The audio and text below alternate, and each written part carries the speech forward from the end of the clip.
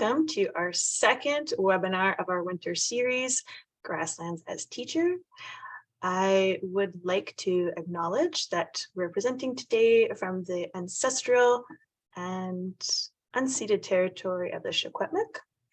I live, work, and play on the traditional lands of Tecumseh to Secwepemc within Secwepemc Wulu, what we now call Kamloops, BC.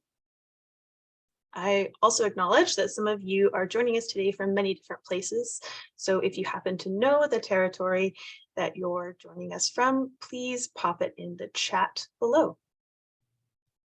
So my name is Sonia, and I do some outreach education work for the GCC, the Grasslands Conservation Council of BC, which aims to foster understanding and appreciation for the ecological, social, and cultural importance of BC grasslands. We do this through promoting stewardship, conservation, and sustainable management practices to ensure the long-term health of the BC grasslands. Just wanted to mention a few housekeeping pieces before we get started. You can see below me, there is a Q&A button at the bottom of your panel. If you have any questions for our presenter today, can you please enter that into the Q&A box? We'll use the chat for communication with the whole group, as well as any tech support that you might need from Ali, who's joining us from TNCC. She's in the background. She can help us with any tech support you need. So just pop it into the chat dialogue there. And our webinar is being recorded today, and you can find that on the GCC's YouTube channel afterwards. So we are co-hosting today with the TNCC. And I just wanted to take a moment to introduce Danielle, who is the program manager. Good afternoon, everyone. Thanks for joining today. On behalf of the Thompson-Nicola Conservation Collaborative, we're pleased to partner with and co-host the Grasslands Winter Webinar Series alongside the GCC. The TNCC operates on the unceded territory of the Secwepemc, Staliam, Silk, and Lacatlam and Silkatine nations. We support the work of the conservation partners, including Indigenous communities, governments, academia, stewardship groups, and more, through communications, networking, and information sharing, and expanding partner capacity. We're really looking forward to today's webinar, and thanks to Alexis for joining us, and I hope you all enjoy. Thanks, Danielle. Awesome. Before we get started with the presentation, we just would like to take a moment and see where you're joining us from. So there should be a poll that's going to pop up there. If you can just take a moment and fill that out.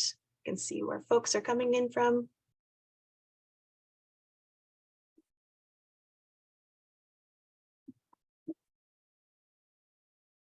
Okay, we'll give that another couple of seconds.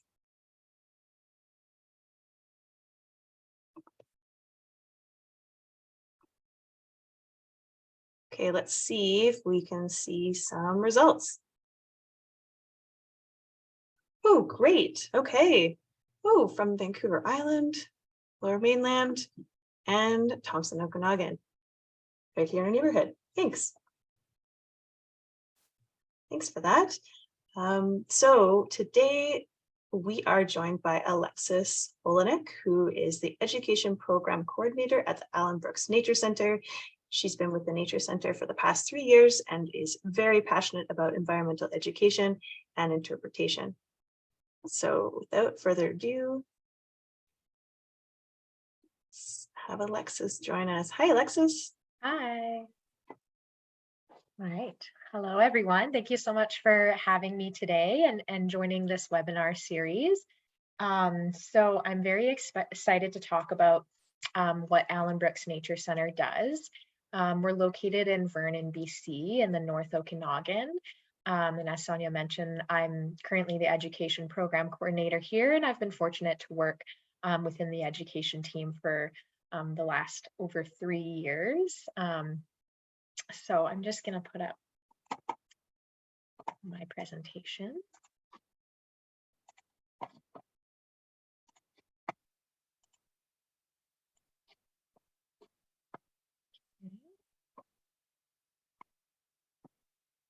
All right, So what I will be talking about today is I'll talk a little bit about what Allan Brooks Nature Centre is, what it does.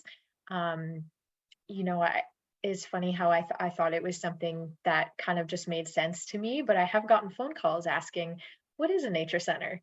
What's there? What do you do? So we'll talk a little bit about that. Also kind of the history of it, how it came to be, and how we've kind of become a stewardship of the grasslands and have been able to, through awareness and education, promote habitat conservation. So before I get into what the Nature Center is, I'll just give a brief history of who we are named after. So we are named after Major C. Allan Brooks. He was actually born in India and went to school in England, but he moved to the Okanagan landing in 1905. He was a ornithologist, so he studied birds, and he was a hunter as well. So he would collect specimens of birds and was a self-taught artist and painter. So he would do very, very detailed illustrations and paintings of birds. And these were quite a significant contributor to the early studies and artistic depictions of Canadian birds. So his works were published in Birds of Western Canada and National Geographic magazines in the early 1920s and 1930s.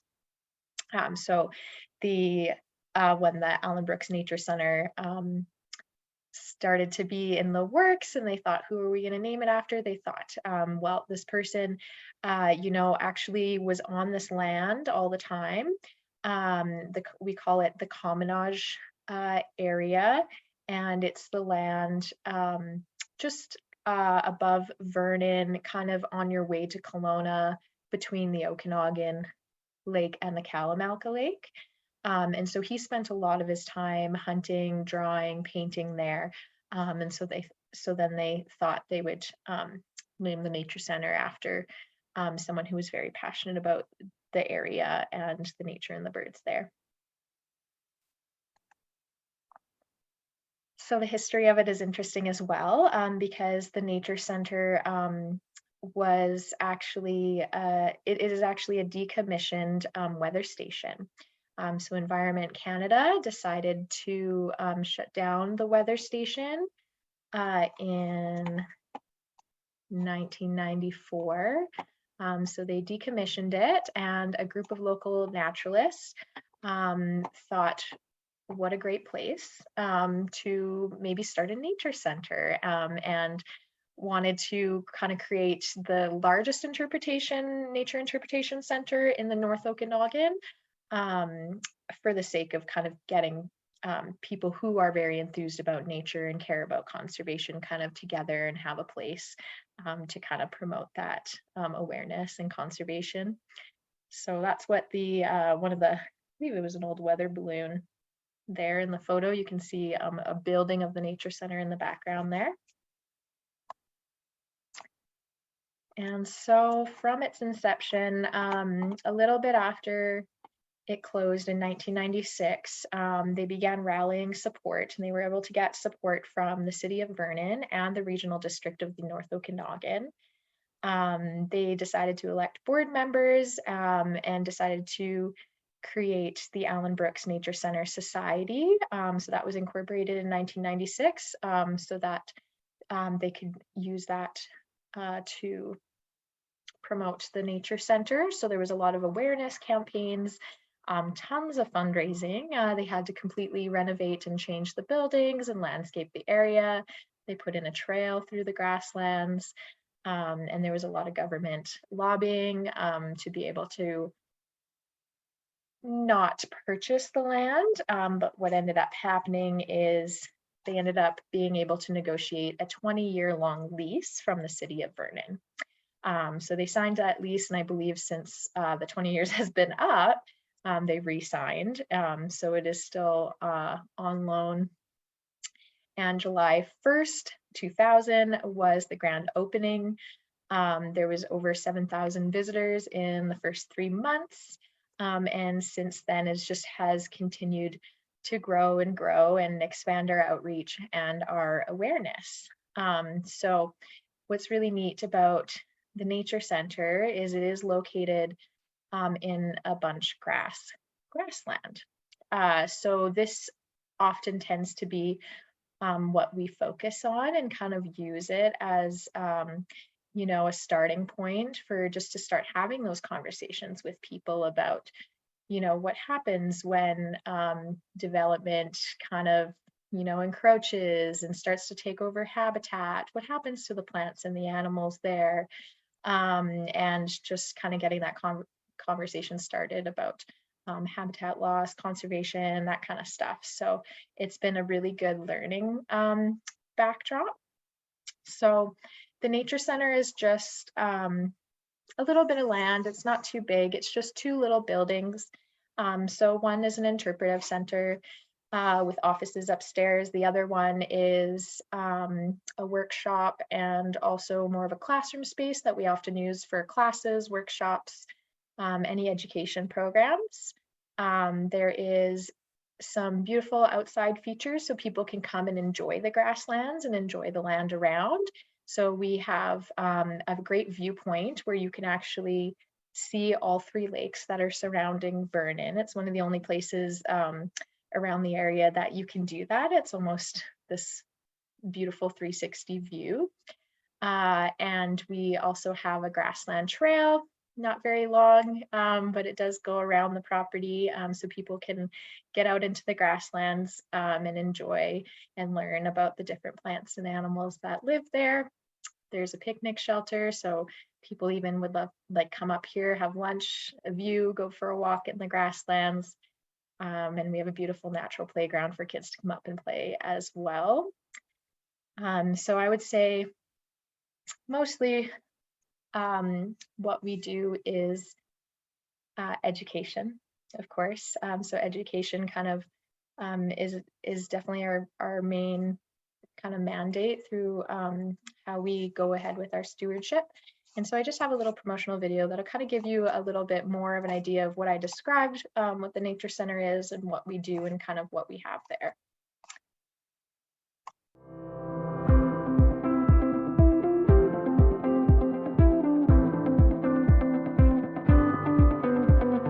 The Allan Brooks Nature Centre provides visitors a first-hand opportunity to experience the Okanagan's unique and diverse natural heritage. With stunning panoramic views, guests can see the diversity of the landscape in all 3 lakes and 5 ecosystems found in the North Okanagan. Our viewpoint is spectacular and offers a unique perspective of Vernon, British Columbia. Allan Brooks Nature Centre is a scenic destination, open seasonally for locals and traveling visitors. Perched on a rocky knoll only minutes from town, the centre offers a place to relax and unwind and reconnect with nature. Self-guided tours include a leisurely walk around the Grasslands trail, featuring a pond, sundial, nesting boxes, seating areas, and a wide range of interpretive signs on plant and animal species. There are a variety of nature-based programs available, including guided trail tours, nature talks, workshops, and special events. Come and immerse your senses in the Interpretive Centre. Our Discovery Room is a space of exploration and amazement for children and adults alike, featuring live animals and natural artifacts relating to animal species, water systems, and plant life. The Habitat Room includes a 4-wall mural featuring different ecosystems, along with audio that simulate habitat sounds. The Nature Centre offers a playground for children. Made from all natural wood materials, the structures are built to encourage kids to stay active and engaged in play. Our shelter is available for all of our guests to enjoy a picnic lunch before heading off to your next outdoor adventure. We hope that by sparking a connection with nature, our guests will develop an awareness and passion for the local environment and desire to conserve and protect it for future generations. Come, explore Vernon, the Allan Brooks Nature Centre, and surrounding lakes, mountains, forests, and grasslands. Nature is waiting for you.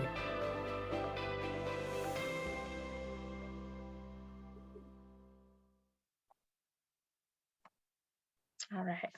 So the Allan Brooks Nature Centre, as you can see, is committed to promoting the enjoyment of nature and increasing awareness of habitat conservation, mostly through environmental education and nature-related activities in the Okanagan region. Kind of like it mentioned at the end of the video there, I am a very strong personal believer of this, but I believe this is also what the Nature Centre stands for as well, is that the more we can connect people with nature, then the more they will care about it. So I have a really great quote here that I like to refer to by David Attenborough that says, "No one will protect what they don't care about, and no one will care about what they have never experienced."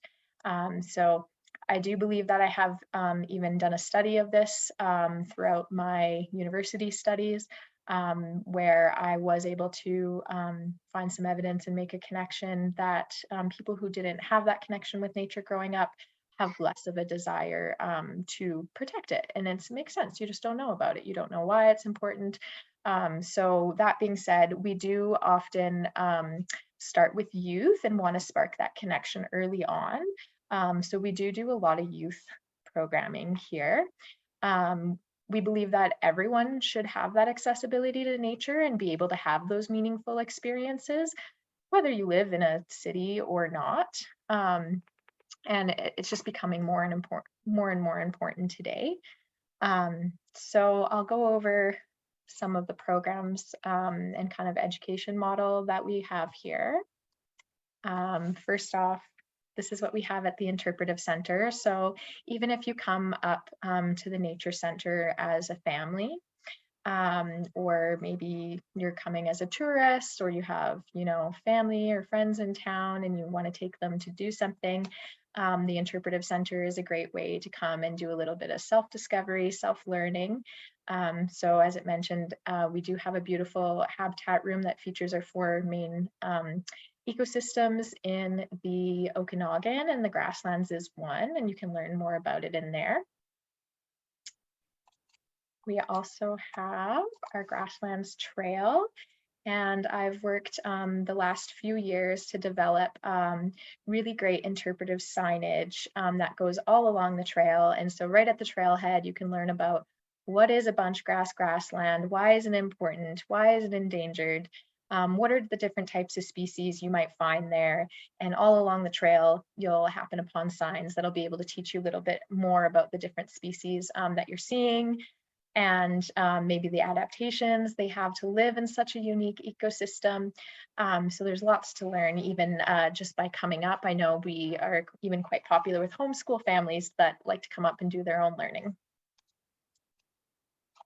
Here's an example of one of the interpretive signs along the trail, teaching about the Okanagan sunflower and how deep their taproot is to be able to access water in a semi-arid ecosystem.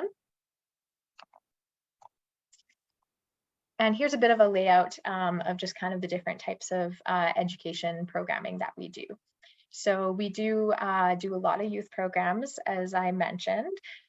So some of our most popular programs I'll go through, but I won't go through all of them.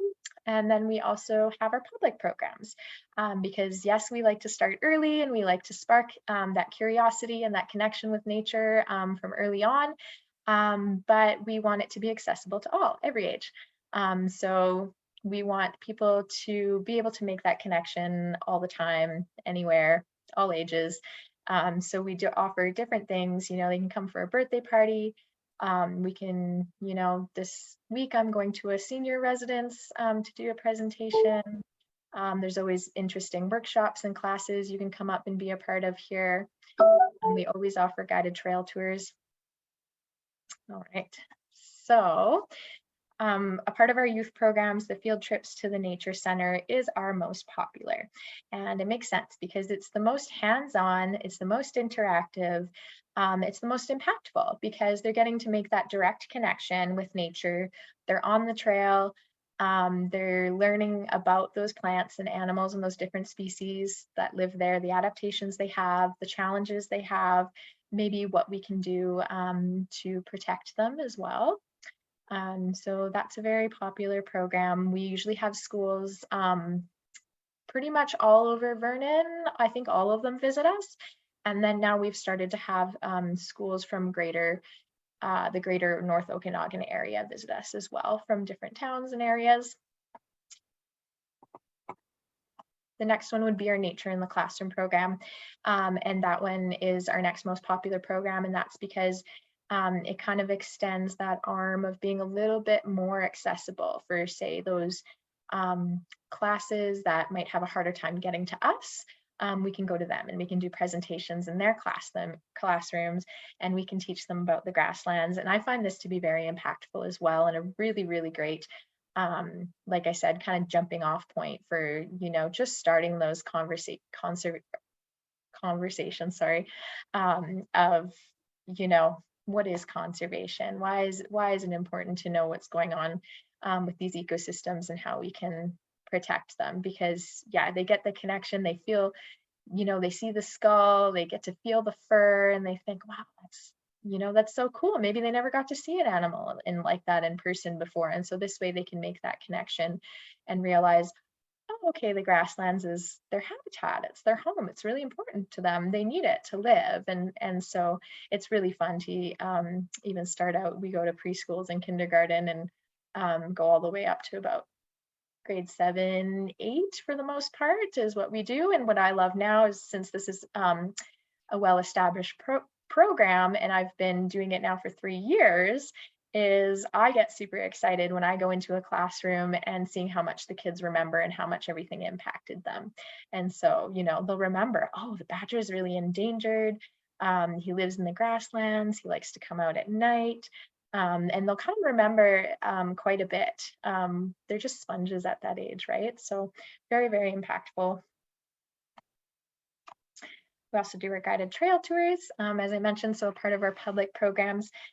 So people that are looking for something to do, maybe wanting to learn a little bit more. I really love these because I feel like a lot of people have almost a misconception of the grasslands. You know, they look out and they might say, oh, it's just a field of grass. What's interesting about it?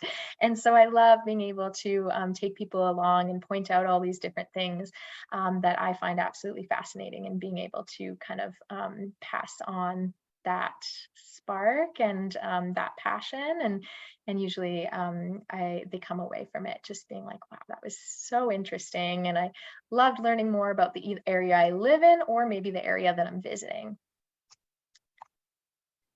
We also do weekly nature talks. So again, just another way to get people kind of out there a little bit, learning more, getting more connected to their environment, the species that live in it. Workshops. So an example would be, I mean, here's a bat workshop, and we often talk about bat conservation. Grasslands and wetlands are especially an important part of that too. And another example is, in the spring, we often do a xeriscaping workshop, teaching people the importance of gardening and water conservation, especially here in the dry Okanagan, and how they can choose plants that would be better suited to that climate and landscape in that way. We do lots of community outreach events as well. So we try to get out there and, you know, kind of spread the word a bit more of, and just, yeah, make that connection to nature again.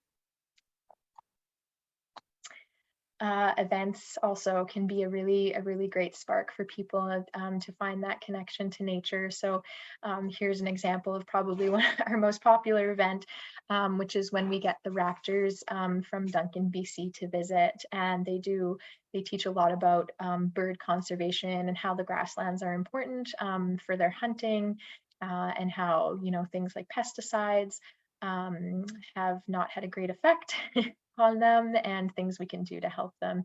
And kids will remember that, families will remember that for years and years. Wow, a bird flew over my head, and that was so cool. And then that might spark that initial connection to nature, and want to get them to kind of maybe do more in the conservation field as well. As I mentioned, outreach programs. So starting to try and get out there more and kind of bring that education to people, making it more accessible, right? So people that aren't maybe as mobile and able to come to us, we still want them to receive that same education. We want them to learn more about the environment that surrounds them, and yeah, promote that kind of conservation awareness as well. So that's really fun. Volunteer. So we do have a really good volunteer program here as well, where that's another way for people to get involved with the grasslands in particular, because a lot of our volunteer base is pulling invasive weeds in the grasslands. So trying to maintain our grasslands, trying to promote that, and yeah, so that's a really great thing. They often just love the community, being a part of kind of that nature community, everyone else that's excited about nature and being able to share things and get opportunities through that. So another way to get involved, learn more. And then so kind of I just had this slide to summarize there. This is kind of how I view it, and why I like to do environmental education, why I'm really passionate about it, as kind of like I mentioned in the beginning, you know, you just need that seed, you just need to spark that curiosity, and get them thinking like, wow, I wonder, you know, how big this bird is, or how deep this root is, or why does it look like this, or why does it do this? And so often that curiosity and that spark can turn into something bigger, right? And for me, as an example, it turned into a lifelong learning career of I just didn't want to stop learning and sharing the cool things I was learning about, and passing on that that passion. And then from there, because the more you learn, the more you become passionate about it, the more interested you become, and then the more you want to protect it and promote it. And so that's where that stewardship level comes in. And so I feel like Allan Brooks Nature is a really great example of kind of that model, and a good example of how we can use the grasslands kind of, you know, as a teacher for, you know, habitat conservation. Okay, and then I just put the website there just in case anyone is interested in checking us out. We are a nonprofit organization, and so we do rely on the support of the community. So we, you know, donations, sponsorships, volunteers, that kind of stuff. So you can go onto the website, you can make a donation, you can sign up as a volunteer if you want to get in, or you can sign up for a membership. You can look more at the programs that we offer there. I know for even people that are maybe outside of the Okanagan region, we also do offer virtual programs. And just if you ever had any questions for us, always feel free to reach out. So avnc.ca.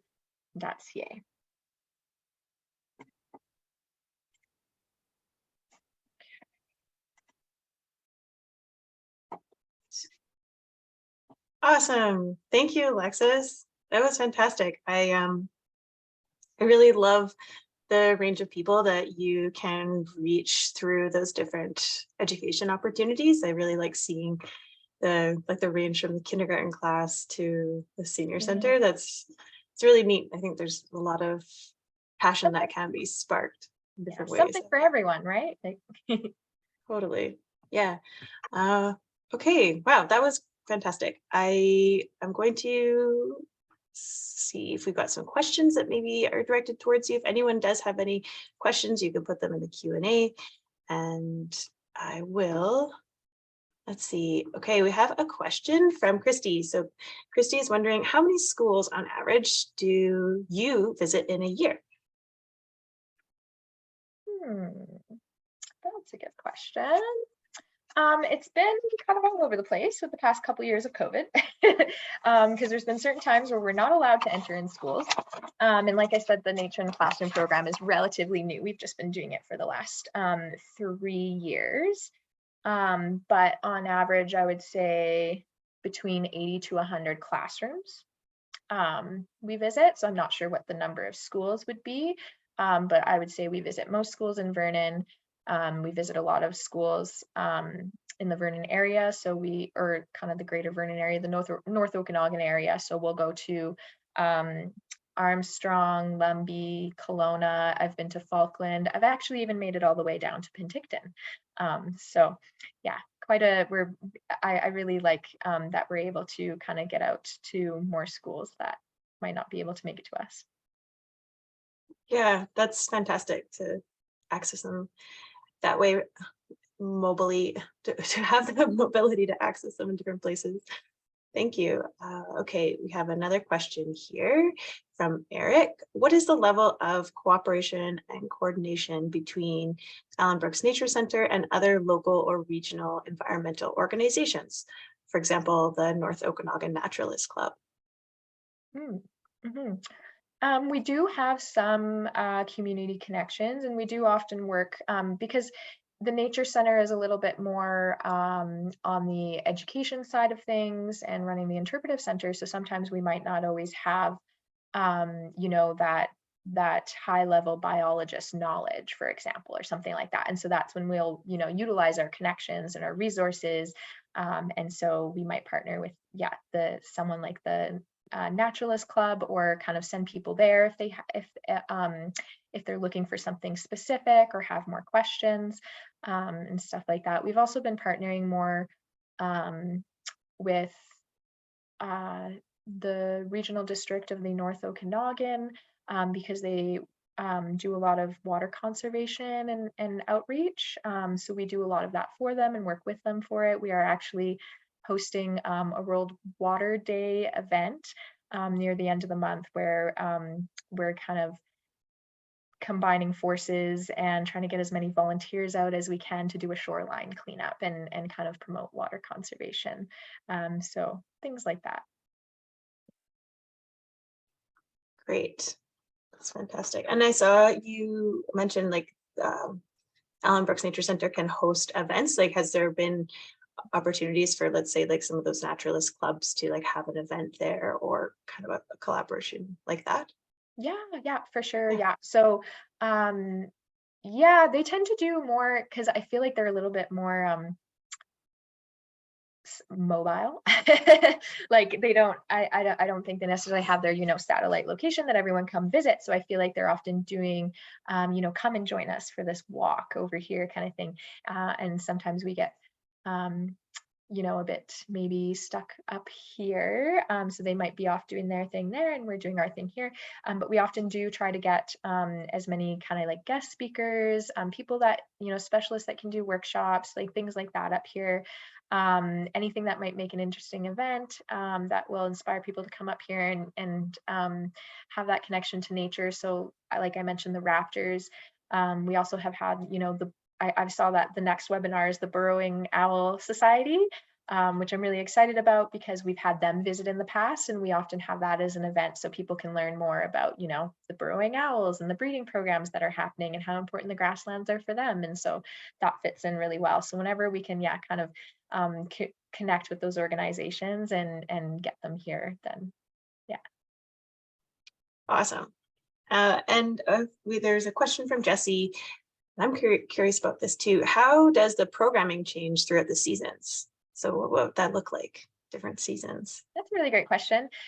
So we have, the Nature Center has been a seasonal center and organization the entire time. So generally our season now, it maybe has extended a little bit from the beginning, but really it's just kind of that summer, little bit of the spring and fall. So typically we open mid-May and close sometime in October. So we kind of get to see spring. And so we'll focus a lot on the grassland wildflowers because that's when they bloom early in the spring. So that's lots of times we try to promote that as kind of the best time to visit. It's the easiest time to identify the different flowers and plants that we have around. Also a very exciting time because that's when a lot of birds are around, and we have a lot of avid birders in the area. So it's a really great time to visit then. And then the summertime so the springtime is when we tend to do a lot of field trips. We're kind of just starting to open and get events rolling. The summertime is when we get really into summer camps and you know, are doing our best to enjoy nature while beating the Okanagan heat. And a lot of events happen throughout the summer as well. And in the fall, the programming I would say changes a little bit based around kind of what's happening around that time. So for example, we have the salmon that are spawning in the fall. So we do a lot of salmon field trips and teach about that. And then we also use that as an avenue to teach about the importance of, keeping our waterways clean, and kind of, like the stream cleanups and, promoting that kind of habitat conservation. So yeah, it changes a little bit in the fall. And then for the winter, we are closed. So the Nature Center is closed, but we do now have full-time staff that work throughout the winter. So I've been one of those. And so that's why the Nature in the Classroom program was developed, so that even when we're closed and people can't visit us, we can still get out and visit the schools. So that's mostly what we do all winter long, is I'll be going out to visit different schools, different organizations, and doing all the planning and preparing for the open season. Awesome. Yeah, I think you also have mentioned in a conversation we had previously that you have summer camps in the summer. Is that right? Yeah, that's great. All summer. And another, I really like what we've done with the summer camps as well, where we have a Send a Kid to Camp program. So again, just trying to follow our mandate of, thinking that education should be accessible to all. So even the kids that might not be able to afford going to a summer camp, we have a fund for that. And then so they get to come and they get to experience nature, and they just get so excited and they want to come back every year. I have a question. I'm wondering what students are most excited about or surprised about, I guess, when you are teaching about grasslands. Mm-hmm. They're definitely most excited about the animals. Kids love animals. So anytime we can point out an animal, they get really excited. So they could sit and watch even just the marmots all day long. But and so they get most excited about, seeing the skulls, touching the furs, like that kind of stuff, the more hands-on stuff, for sure. And then I think the things that surprise them the most is, how grasslands are such this semi-arid ecosystem, and how it's such a dry, hot environment that doesn't get much water. I find that when we teach them about the plants and the animals, their adaptations to survive there, that's tends to be a really shocking thing, even for the parents and the teachers and stuff as well, right? So you mentioned the beautiful arrowleaf balsam root that's behind me, has a taproot of up to 3 meters that goes deep into the ground, just to try and get enough water to bloom. And it also makes it easier to survive. Traditionally there was more grassland fires that would come through, that allowed those plants to reestablish. And so, we always try and have visuals and interactive things to really show those things. And so that's something as simple as, a shoestring that's the same length of the root that will hold up and say, oh, is it taller than you? Is it taller than me? And they just slowly see, and you slowly see the just awe in their face of, wow, it goes that deep into the ground. So just things like that, that, you might not be aware of, or, that marmots are quite adapted to, they might not have a water source. And so they're able to get a lot of their water from plants, and kids understand fully that we need water every day to survive. And so then they think, well, that's pretty cool that the marmots are different than us and able to survive in that environment. Oh, awesome. Thank you. Yeah, I love your example there, relating it to them, their physical bodies, the size. Yeah. Just having that relational context is probably really helpful for them. Yeah. Great. Okay. Well, if we don't have any more questions, I just wanted to see if we can take a moment to pop in. There's a survey that's just popped into the chat. So if you don't mind taking a couple moments just to open that up and fill that out, that's really helpful for us to gather feedback and see what we can do for improvement, what we can do to keep things awesome and fantastic. And I just wanted to, as Alexis mentioned, promote our webinar that's coming up next week. So we'll be joined by Lauren Meads of the Burrowing Owl Conservation Society of British Columbia. And Ali has just popped in a registration link there in the chat too for folks. So we hope to see you there. And great. I think we're going to wrap it up. And thank you so much, Alexis, for your time. I'm excited to try to get out there this summer and visit. It's fantastic work to see. Yeah, I would be great to see everyone. I'm always happy to show new visitors around, especially. So Awesome. thank you so Great. much for having me today. Thanks, Alexis, and thanks for everyone for making it out today. Great.